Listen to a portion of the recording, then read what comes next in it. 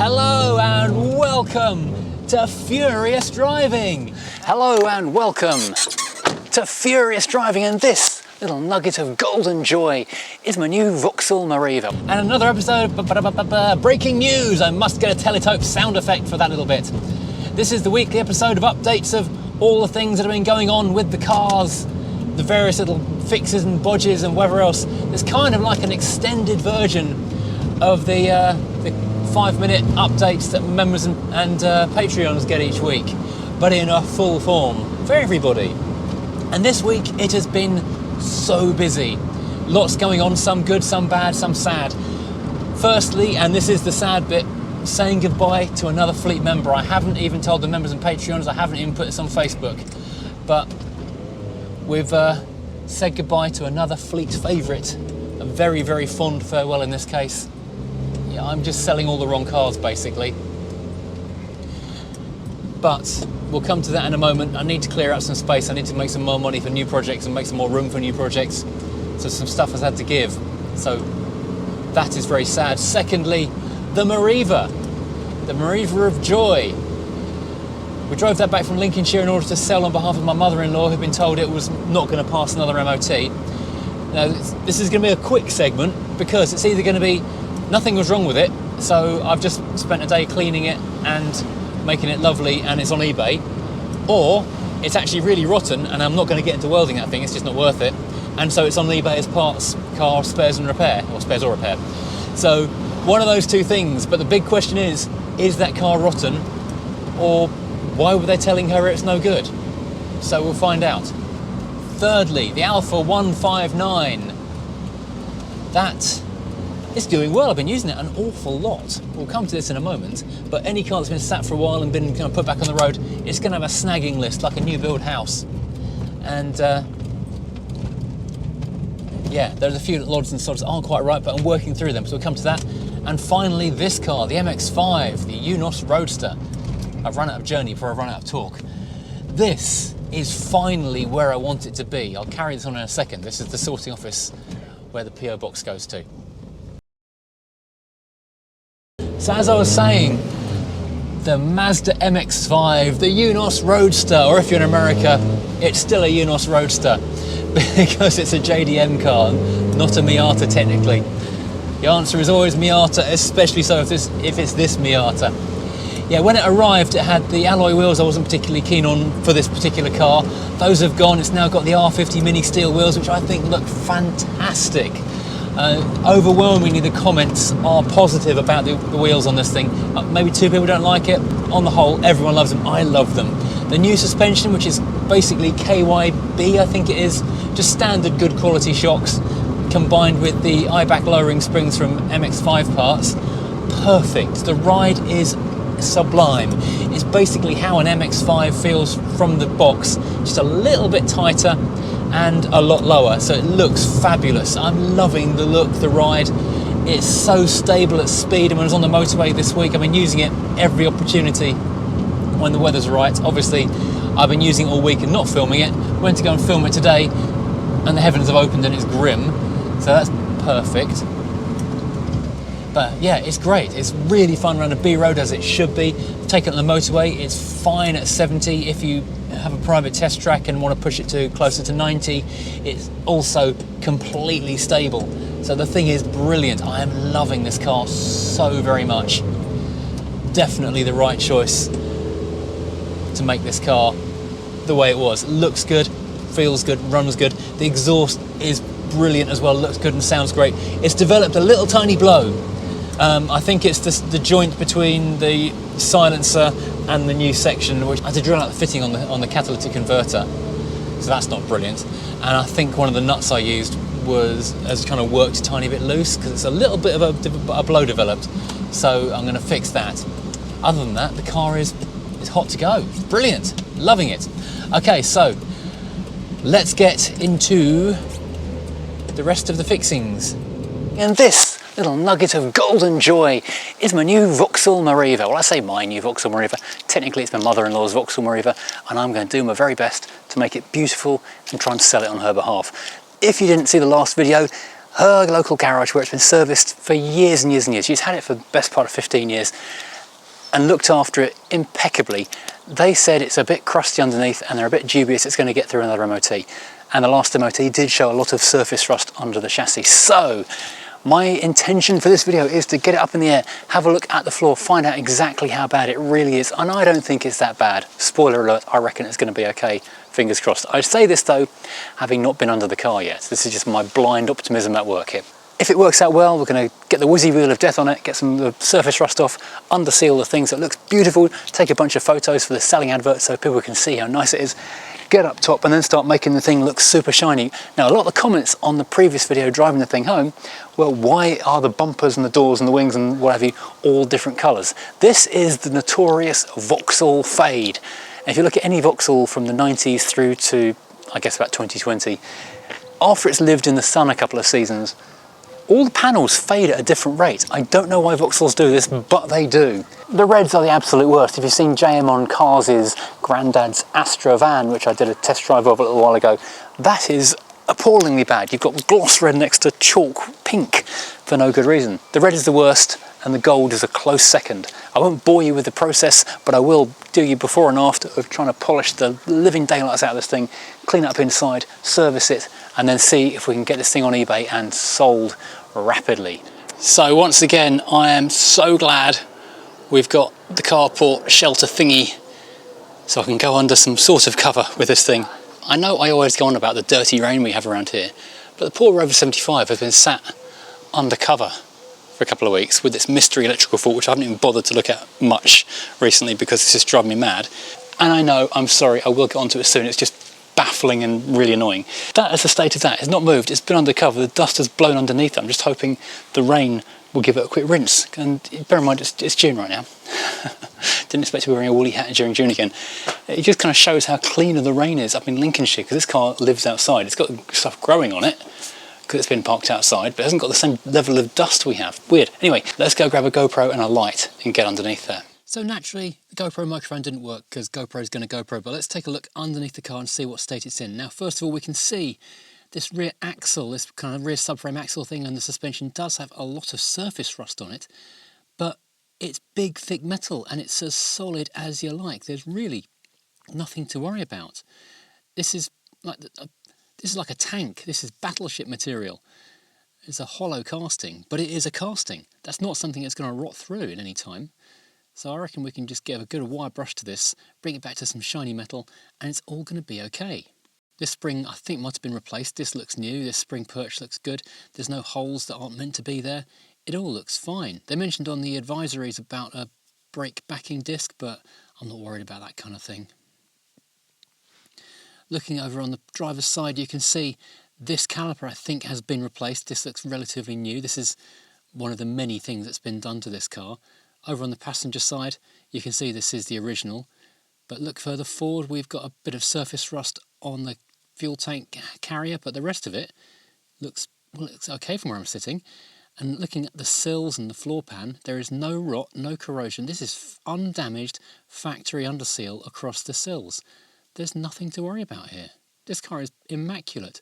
Looking right to the front of the car, they mentioned surface rust on the front subframes. I'm looking here at the subframes and the lower arms. Yeah, there is a little bit of surface rust, but again, it's not anything you need to worry about. They did mention that some of the upper boots were looking a bit tasty, but I'm not going to worry about that. So I've got myself a fresh wire whizzy wheel of death. I'm going to go tackle that rear axle, get it back to some solid metal, no flaky stuff, and then treat it with some rust proofing to keep it lovely into the future.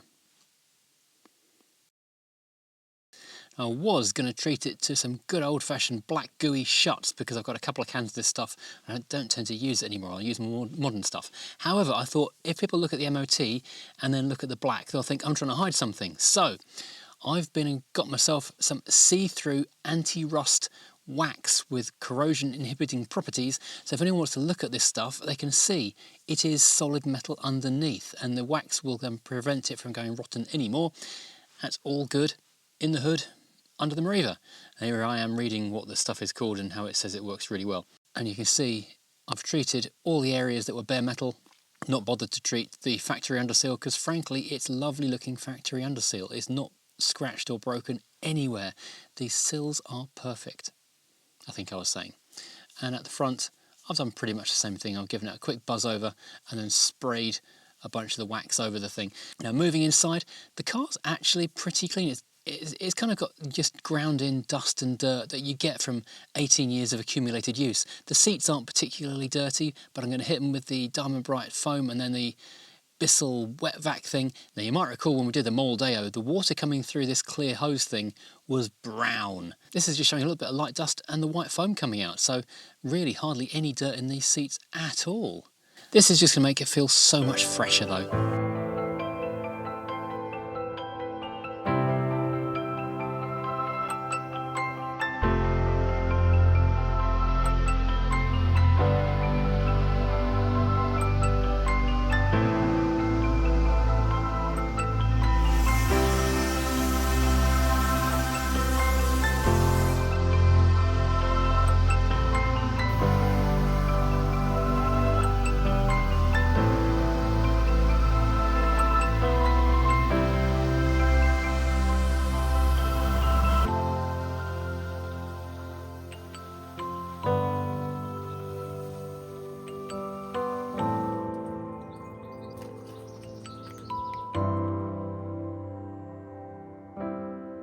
Right, so after a solid day of cleaning, this thing is now done and it actually looks really, really impressive. And it didn't look bad in photos before, I'll grant it that much.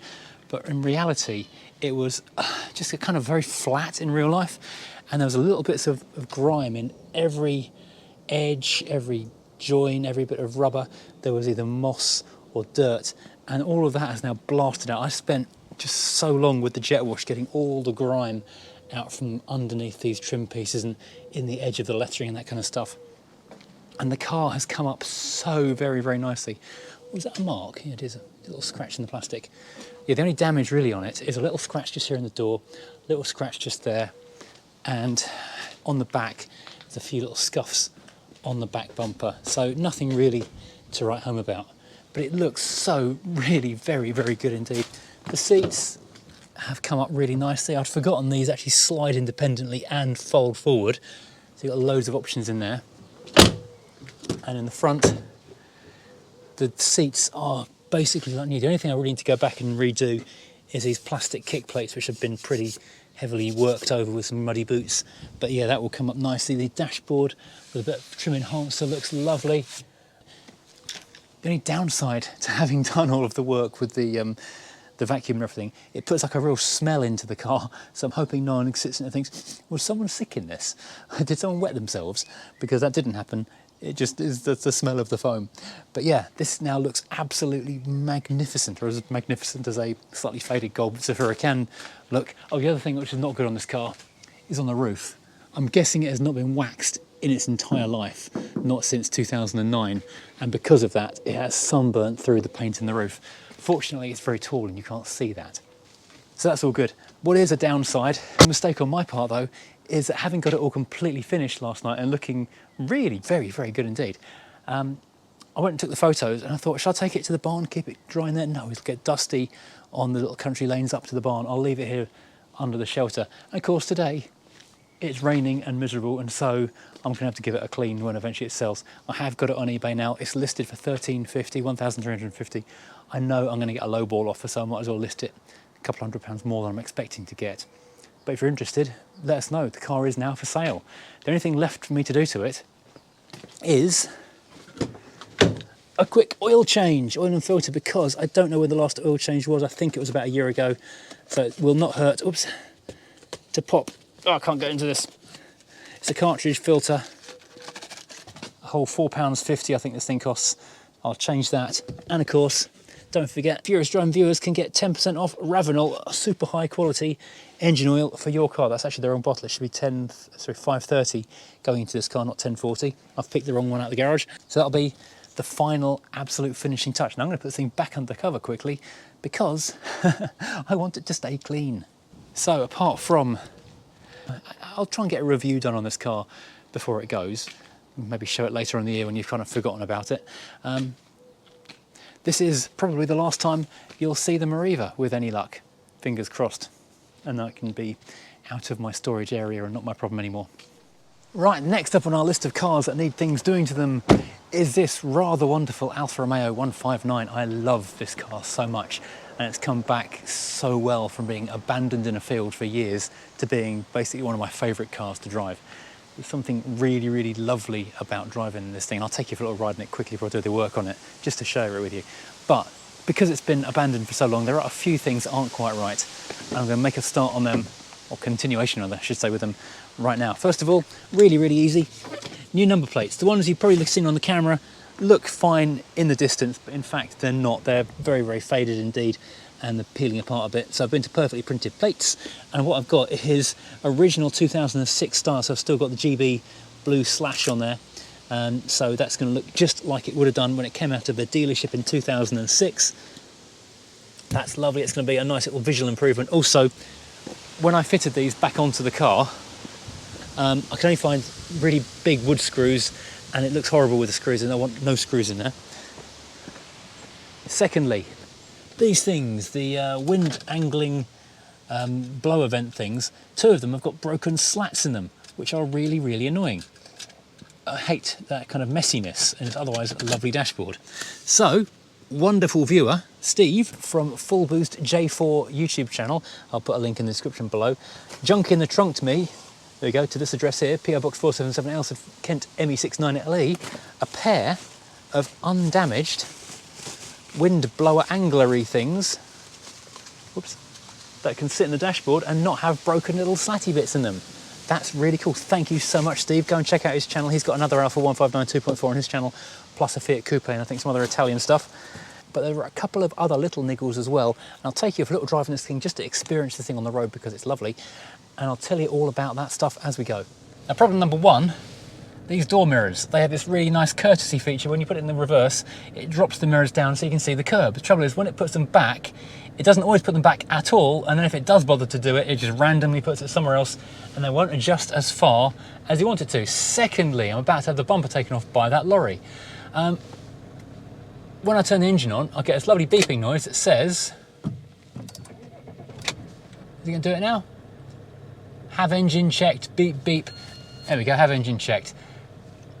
And that is an issue, probably. Now, the reason that came back on again was the other day I was doing a photo shoot with a rather nice Porsche, and obviously the Porsche owner, given the opportunity to demonstrate what the car would do, put his foot down, and me and my lovely Alfa Romeo, on the way to the location, tried to follow him. And the moment I hit, well, 4,500 RPM, which is red line in this thing, it went beep, beep, limp mode, have engine checked, all that kind of malarkey. And it hasn't come back from that again. And what I think, because this is kind of where we all have one, Alpha Wave, did you see that? Got the Alpha Wave from Ajulia. That's really cool. I think it is this thing here. I think it's the fuel filter. This car was sat for so long with grubby fuel in it, collecting dust. And I think the problem is that when you demand all the fuel for wide open throttle, it just can't deliver it, and so the car goes into limp mode and it just craps out on you. Let's hope that with a new fuel filter in there, we can finally get this thing running 100% properly. In terms of other little problems that I've found, as well as the mirrors and the check engine lights and the fact it's using diesel, I have to put some diesel back into it, we have got a little clonk from the front suspension. So what I think is, now I've put close to 600 miles on this car, actually sort of use, and it's a heavy engine at the front, I think a track rod end or a drop link or something, the rubber bush on that has started to wear or show the wear that was happening while it deteriorated off-road. So I need to go and investigate what that might be. And there's a little jingly dingly noise from the back. I don't know if that's because I didn't put something back together properly when I did the rear suspension, replacing the spring. Something else is loose in the back, or it's just a bit of like a washer or something loose in the boot, and I can hear that jingling around. So I need to investigate that. That aside, I think we're pretty much good to go. And I love the way this thing drives. It feels so very special. Oh, radio. I still haven't got a radio code for this. I did email a company called DND who did the mini radio head unit for me a week or two ago. Unfortunately, they just emailed back saying they hadn't actually got the request come through from the website, so I'm going to have to resend the information to them. And hopefully by the end of this video recording, we can get that working. But I love the sound and the response when it goes. Just have to keep it under 3,000 RPM. Everyone was overtaking you, white Ford Cougar. Why have you jumped into the second lane? This car has a real kind of a weight to it. It feels like a heavy car when you drive it, but that's not really a negative. It just has a Bentley-like quality, that kind of gravitas. I love the sound of the straight 5 engine, the turbo whine. And because it's got the Lusso suspension rather than the TI suspension, it's very, very comfortable. Right, let's get home and get that filter changed, and hopefully we can then take it for a quick blat up and down the road and see if that's made any difference to it. Yeah, a little judder then. That happens every now and then. It's like a real faltering, and I think that's got to be fuel delivery. Do you know what I didn't do? Just realised I completely forgot because I was standing chatting with the nice man from Perfectly Printed Plates. I forgot to pick up any sticky pads. I hope I've got some in the garage. Right, so the first thing I'm going to do is get rid of the old broken wind anglers, as Steve called them. I don't know if you can see through that or not, but the air vents, the side-to-side vents are broken in this one. Two of them are kind of flapping loose. On the other one, this front one is wonky. And I know it's only a tiny, tiny thing, but it's right in my eye line, and that really does bother me. And it's the tiniest little detail, but it's all about tiny details when it comes down to it with this kind of car. So let's whip these things in here, and it literally is fitted. Pulling them out is a little bit trickier, especially if you do it without breaking them, but also fitted. Jobbed, looking good. Thank you so much, Steve. And head over to Full Boost J4 on YouTube to pay your thanks to him for making this dashboard perfect. And the other finishing touch this car needs to get the interior perfect is the radio to work. And I've just been on to DND again, who are the people who did the Mini Cooper's radio, and they've just managed to find a code for me. Oh, it works! I've got the word tuner up. I've got BBC Radio 2 up. Got Radio 1, Radio 3. Here on Radio 3. Yes, we have got a functioning radio. Oh my goodness, I have been driving around with a Bluetooth garage speaker knocking around in the back seat for the last few weeks, and I'll tell you what, off. It is getting a bit annoying. So that is a huge upgrade and improvement on this car. We are now like 99% complete real car spec. I'm so happy. That's just a little tiny detail that makes all the difference. Right, okay, now I'm finally going to get on with changing this filter, which is a hefty old beast, isn't it? Oh yeah, thing I did remember, I've also got to find fixed, is a new bonnet release. I need to go and get my tools out because this one, whoops, I forgot I need to go and get this, because this one is somewhat snapped. So not a lot of use. I need to get that black plastic bit that goes down the back. Right, tools required. So here is the fuel filter at the back of the engine bay, thank goodness, not hidden underneath the car. And that's a genuine Fiat Alfa unit. In fact, it's got Fiat Alfa Lancia written on it. It suggests maybe multiple cars use this thing. Big old unit just there. And also the fact it's a genuine Fiat Alfa thing to suggest this car was very well looked after until I had to change the engine for an unknown quantity. Also, someone in one of the previous videos mentioned they thought they'd seen me put a 2 litre, a 2.0 engine cover on. And I thought, oh, did I put the wrong engine cover on? No, it's a 20 valve, not 2 litre. So this is one of those things that looks like it's going to be really easy. Just undo the clamps with a couple of, I guess, 10 or 11mm bolts, undo these pinch things, lift it out, and then there's another little press-on thing on the bottom. How hard can it be? This is going to bite me in the arse so hard. Right, stage 1 complete, and this just kind of hinges out the way. How easy. Now remember, white at the front, yellow at the back. Is this going to break? I've been told these are extremely fragile. Camera on just purely to catch the swearing when it goes horribly wrong. Well, I've got gloves on because obviously I don't want diesel on me because it's going to be super gross. Oh, there we go. This filter does look pretty grim. Oh, this is electrical connection. Okay. Please don't break. There we go. It's a big electrical connection Apparently it senses water in the fuel if there's a problem. Right, this is where it's going to get messy because this connection has to unscrew and screw into the bottom of there. And this is full of diesel, so this is going to get really horrible. So I don't know if this is on camera or not, but I've got my oil catch can underneath here, so when this all runs out of here, it'll run into the oil catch can, not onto the driveway. Whoa! That's a lot of diesel. Bear in mind, diesel is £1.40 a litre at the moment. That's probably about £1.40's worth of diesel. Okay, that's that. Click and click, job done. Whack that up tight again, and then we are good to go. Right, I can hear the fuel pump working, so that's refilling that huge filter. Let's now see. The battery keeps disconnecting. This is a really odd little fault with this car. This doesn't clamp quite tight enough, and sometimes it kind of forgets that it's connected. Come on, car. Yes, oh, phew. Right, let's code off the problem so it doesn't think it's a problem anymore, but at least it runs. Okay, so I've cleared all the codes, the engine's not thinking it's in limp mode anymore. I've just put in a couple of gallons of V-Power diesel as well, just to give it the ultimate opportunity to sing. And then let's see what this thing will do, if I can redline it without it going into limp mode. Get past this van, thank you mate. 5,000 RPM, no beeping. Wow, yes, that is so good. So I don't know if this is on camera or not, but I've got my oil catch can underneath here, so when this all runs out of here, it'll run into the oil catch can, not onto the driveway. Whoa, that's a lot of diesel.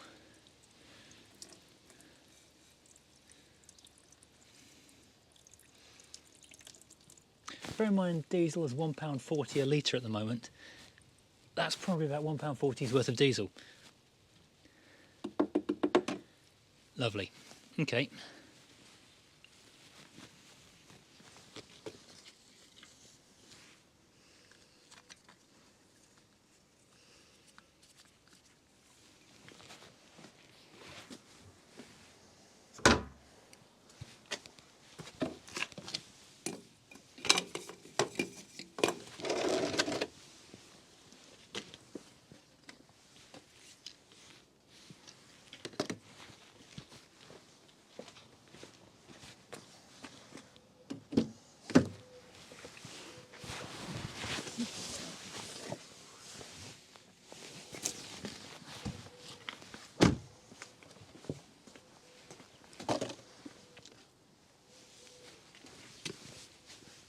Right, so this apparently didn't come with a new washer, so I'm going to reuse the old washer. Great move. Tighten it up, finger tight, not going to break it. Obviously it's all plastic. And click it all back together again.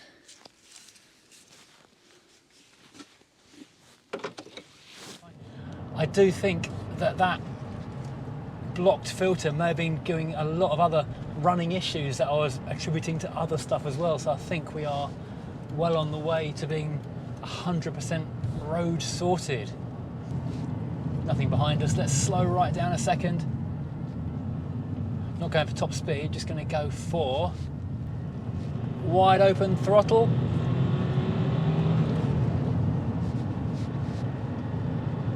A lot less of a dead spot down there at 2,500 RPM now. Stopping at 50 miles an hour, obviously. That was good. Oh, there's still nothing behind me. I'm going to do that again. Let's go 20 miles an hour.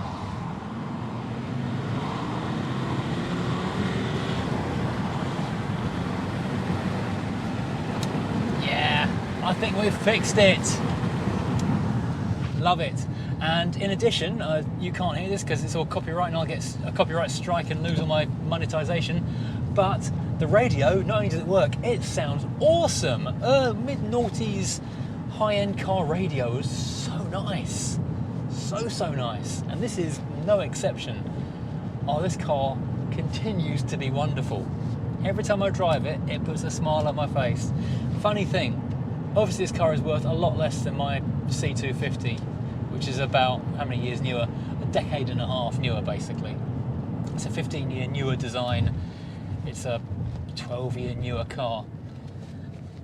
The Mercedes is technically better in pretty much every conceivable way. It's faster, it's got better brakes, better acceleration. It's probably safe if you crash it, I'm sure. Got a 9-speed gearbox and better on fuel. It's a 4-wheel drive. Literally everything you can think of is a better metric. But I think largely because it is a manual gearbox, but also because it's got this fabulous dashboard, the kind of cockpit inspired dashboard, and all just the lovely leather, all this kind of stuff. This car just feels more special, and I've been using this car more than the Mercedes the last week or so. Normally I use the Merc for any work job whatsoever, but last week the only time I haven't used it is if it's been a ULEZ day, when I've had to drive within sort of half a mile inside the M25 and go to a field in Essex or something like that, which is definitely in London not. But no, I'm loving this thing so much. It's just so good.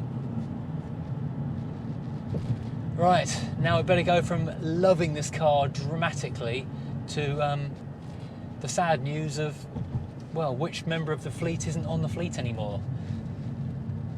The bit I've been putting off, because until I actually say it on camera, it's not real. I mean, never mind the fact I've done the V5 transfer and there's an envelope full of money in my drawer.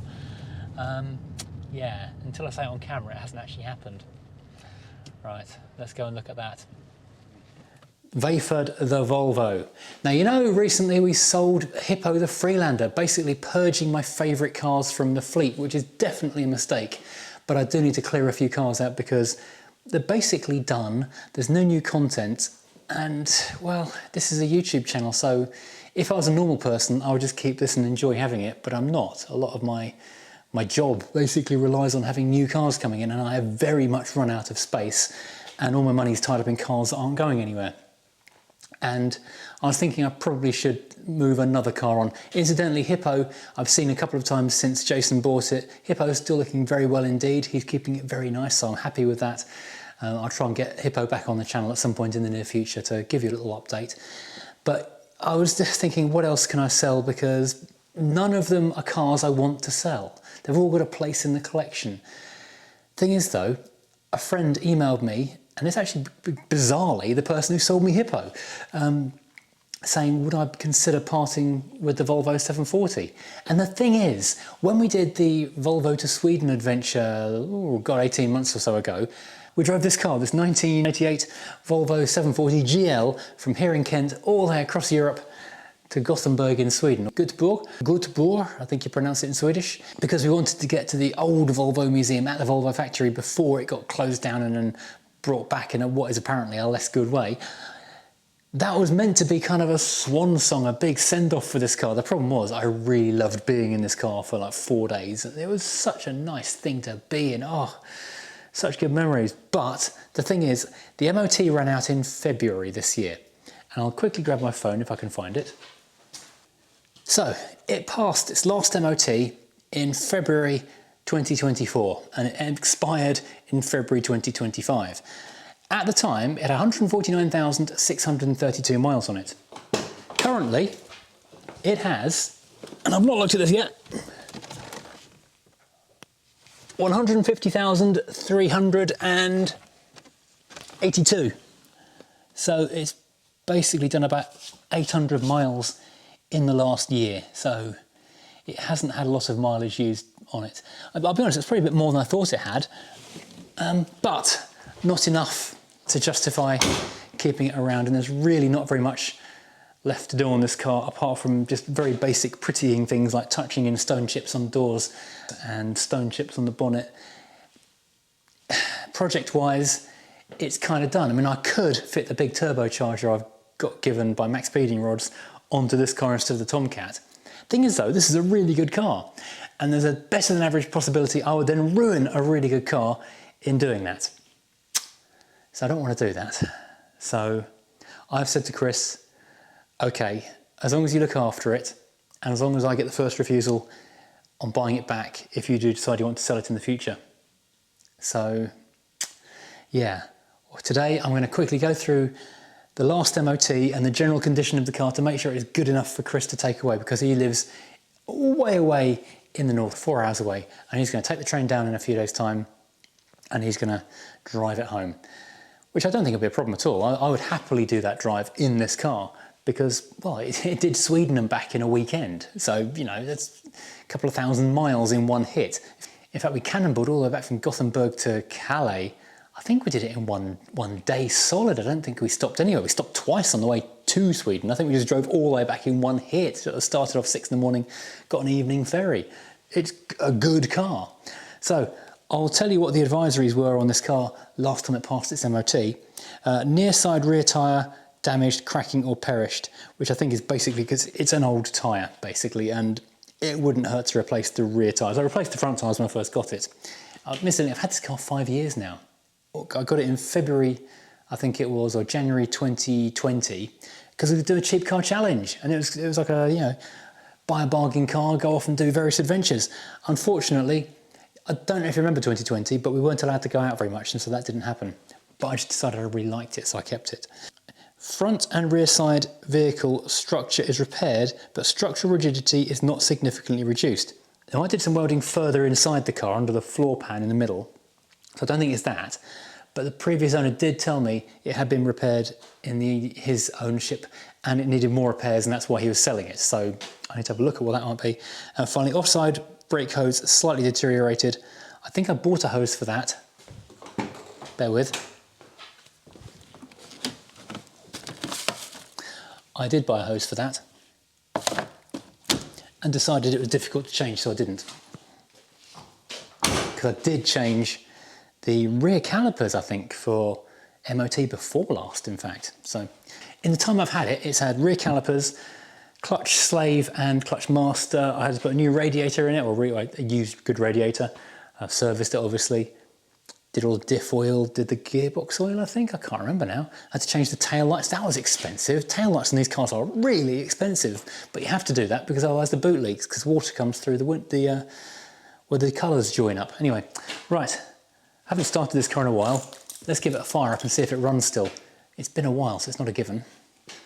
I will just say, if you look at the other cars that are in this garage, the Rover 200 for example, and the Mini behind it, they look, you know, quite shiny in here because I'm not doing the sandblasting anymore. This thing, you can see it's not moved in a while. And that is something I kind of feel guilty about. This is too good of a car to be sitting around doing nothing. This is a car which will drive to the moon and back. These are good for like 400,000 miles on the original engine, and it's just sitting here doing nothing. Now, am I going to have to go and fetch the jump start pack? Lights are on.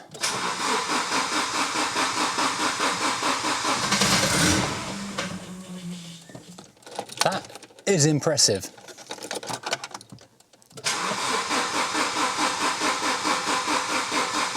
It has been sat for a long time. I think probably the fuel is stale in it. Bear in mind, I expect the fuel is no good anymore. There we go. When people joke and say that after the apocalypse there'll just be cockroaches driving Volvo 700s and 200s, they're not kidding. This is why. These things are basically unkillable.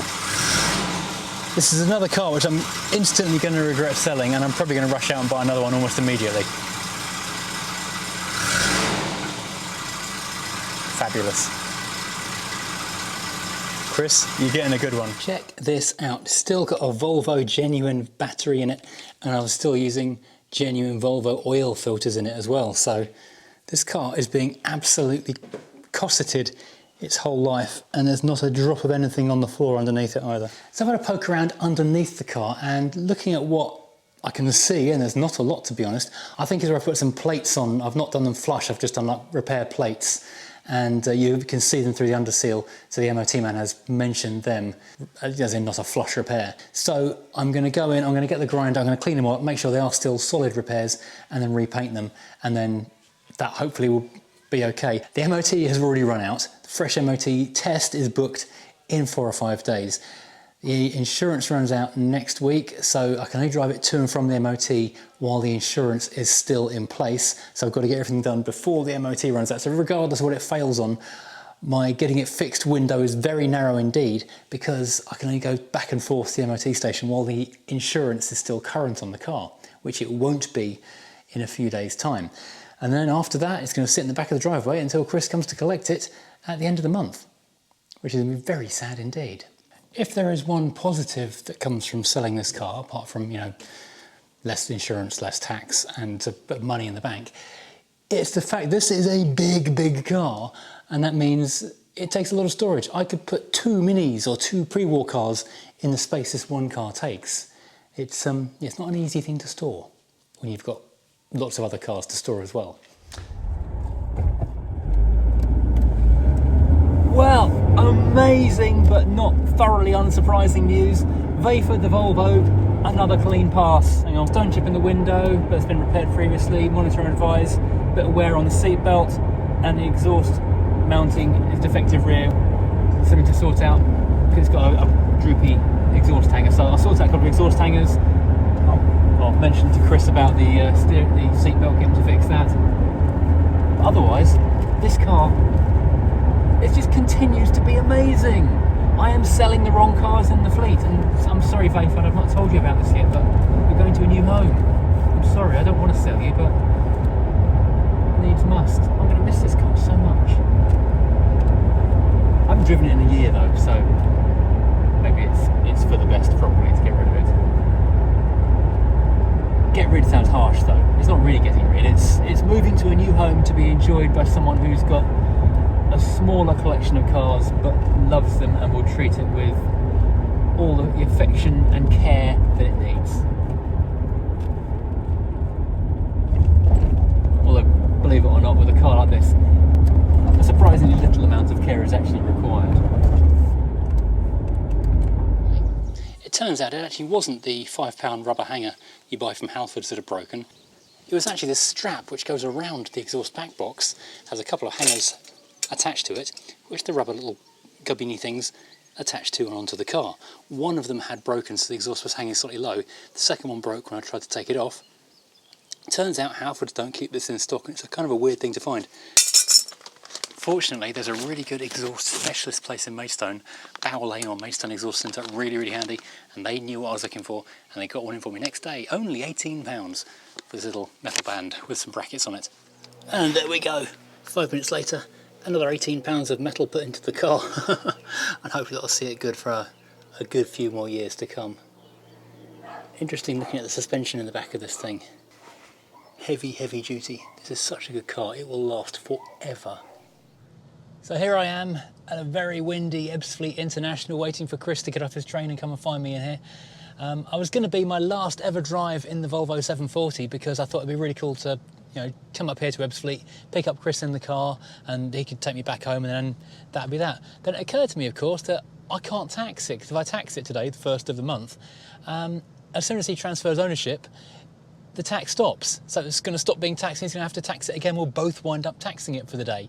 And obviously we don't want to transfer the ownership over to him until he's been and he's seen it and he's definitely happy. So I thought, at least, even if I'm not driving up in the Volvo, I can drive up in something cool and pick him up in a pretty decent fun car. So I'm here in the Crown Victoria at the very least. And he should be getting off his train any minute now. This is a genuinely sad moment. This is goodbye to the Volvo. Hopefully not forever, because I'm sure we'll see Chris in the car at some shows in the future. Yeah, you better.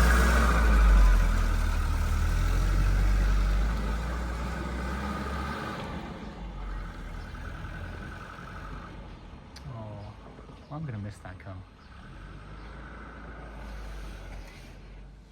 So there we have it, a gap in the drive and a hole in our hearts with the Volvo gone. I really am genuinely sad to see that car gone, even though I haven't really used it in a long time. And it was nice just walking into the barn and just seeing it there, seeing its big Swedish squareness and those lovely tail lights. Oh, the whole thing is just lovely to look at. So I'm really going to miss having it around. The Meriva, I've got to say, is not an adequate replacement for the 740.